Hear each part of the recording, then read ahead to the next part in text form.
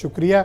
ये जो मध्य प्रदेश और उत्तर प्रदेश में ये पॉलिटिकल चेंजेस हो रहे हैं ओबीसी और शेड्यूल्ड कास्ट की पॉलिटिक्स में, इसमें आप क्या पाते हैं कि इनके पॉलिटिकल मूव के राजनीतिक कारण क्या हैं? सर, एक शेर से शुरुआत करूंगा। हाँ बिल्कुल।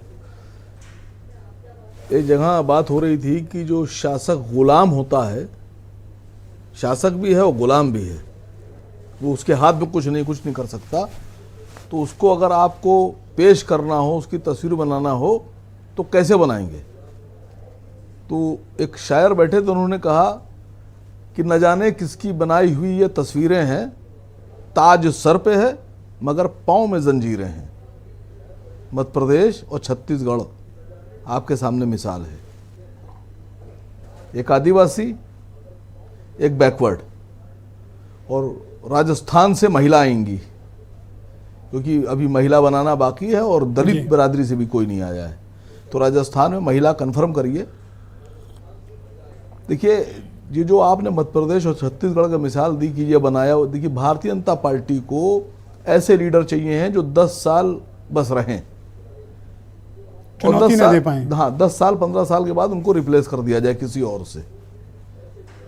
भारतीय जनता पार्टी का मानना यह है, मोदी जी का मानना यह है कि लोकल में किसी के नाम पे वोट नहीं पड़ा, जो कमल है उसके ऊपर पूरा एक अधिकार मोदी जी का, उनका मानना यह है।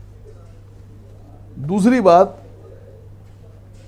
निर्मल जी को सुन रहा था मैं निर्मल जी ने बड़ी शिद्दत से हमला किया आकाश आनंद साहब पर, बहुजन समाज पार्टी पे, मायावती जी पर। मुझे अच्छा लगा।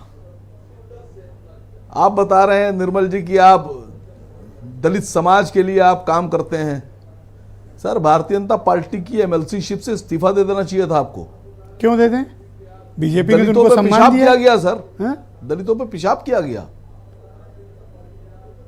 कितनी आवाज उठाई आपने? कोई वीडियो दिखाइए आप निर्मल जी मुझे, आप अपना, कि आपने किसी दलित पर हुए अत्याचार के खिलाफ भारतीय जनता पार्टी के खिलाफ आवाज उठाई हो। नहीं उठाई सर। देखिए, दलितों के ऊपर निर्मल जी प्लीज वेट, पहला राउंड है सर, उनको कंप्लीट कर लेने दें, मैं आपका जवाब लूंगा। आप नोट कर लें उनका सवाल। मैंने देखिए आपकी पूरी बात सुनी। हाँ आप बोले, मैंने रोक दिया उनको।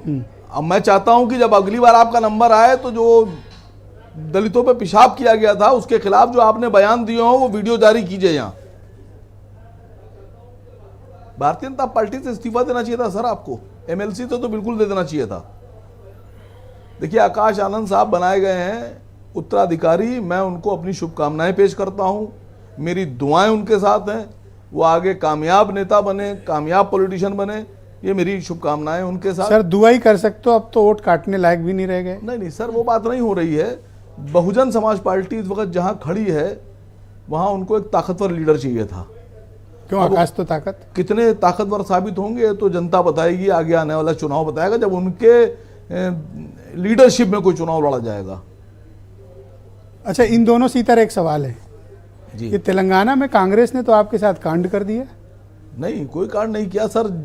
जितने लोग मैदान में होते हैं उनमें से एक जीतता है और बाकी हारते हैं। बताइए मुझे कोई ऐसा स्टेट बताइए जहां पे तीन पार्टी आपको बाड़े में बंद कर दिया सर तेलंगाना में। नहीं, मुझे एक स्टेट बताइए जहां 3-4 पार्टियां लड़ी हो, सबके मुख्यमंत्री बन गए हों। बनेंगे तो सर एक ही। बताइए, अब यही सवाल आपने मुझसे पूछ लिया। मेरे तो रेवंत रेड्डी साहब को शुभकामनाएं हैं कि बढ़िया 5 साल चलाएं सरकार, और जो किसी ने नहीं किया वो करके दिखाएं। अब आपके लीडर का स्टेटमेंट नहीं आता कांग्रेस, राहुल, इन सब के खिलाफ, कोई डर का माहौल है? सवाल पूछिएगा तो जरूर आएगा सर। आप भी नहीं बोल रहे हो। मैं बोल तो रहा हूं, अब क्या करूं? रेवंत रेड्डी साहब को जनता ने जिता दिया है तो क्या जाके मैं उनको पकड़ के टांगों तो खींचूं कि नहीं मैं बनने नहीं दूंगा? पूरे कैंपेन में कर रहे हैं बड़ा एग्रेसिवली कैंपेन आपकी पार्टी ने वहां किया था। अब घिघी बंधी हुई है इसलिए पूछ रहा हूं। नहीं, आपको लग रहा है घिघी बंधी हुई है। अब आपके हिसाब से क्या करना चाहिए हम लोगों को? चलिए बताइए। नहीं तो बोलना चाहिए था ना। क्या बोले? आपके अध्यक्ष तय करें क्या बोलना है। तो मैं उनको शब्द या विचार तो नहीं दे सकता। बताइए तो मैं अध्यक्ष जी से बताऊंगा। ब्रजेश भाई ने कहा, आप तो जवाब दो ना कि आप क्यों सन्नाटे में हो। मैं कहां सन्नाटे में हूं? तो बताइए ना। मैं शुभकामनाएं दे रहा हूं वहां पे। मुझे लग रहा है आप अपने दिल की बात हमसे कहलाना चाह रहे हैं। मैं क्यों? आप अपनी बात कहो ना। हमें ऐसा ही लग रहा है कि आप अपनी तकलीफ हमसे बयान कराना चाह रहे हैं। आप क्यों नहीं बोलते हो?